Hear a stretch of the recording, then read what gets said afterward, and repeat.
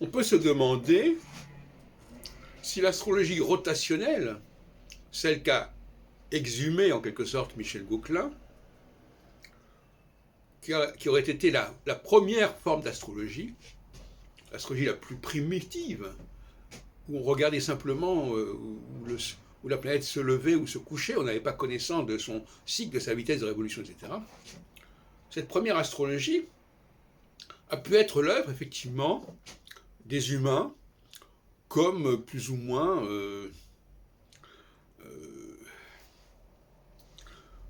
pour les animaux, pour les végétaux, il y a aussi des cycles qui se constituent ainsi, notamment à partir de la Lune. Bon.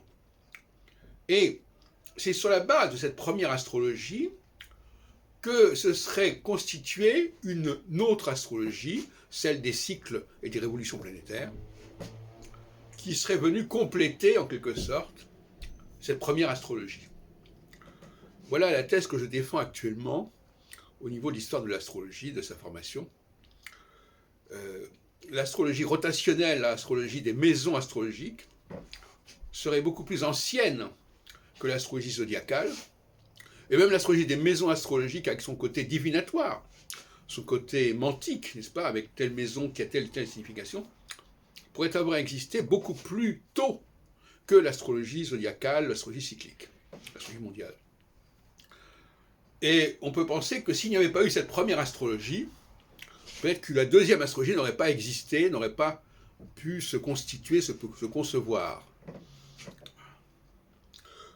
La seule objection qu'on pourrait faire à cette thèse, c'est la faculté, bien sûr, de distinguer entre les planètes. Alors cela dit, je crois qu'il est évident que cette astrologie ne pouvait pas fonctionner à partir d'astres qui étaient trop proches les uns des autres. Or, on sait très bien qu'il y a une sorte de groupe qui s'appelle l'escorte solaire entre Soleil, Mercure et Vénus, qui, à mon avis, devait rendre ce groupe plus ou moins inopérant.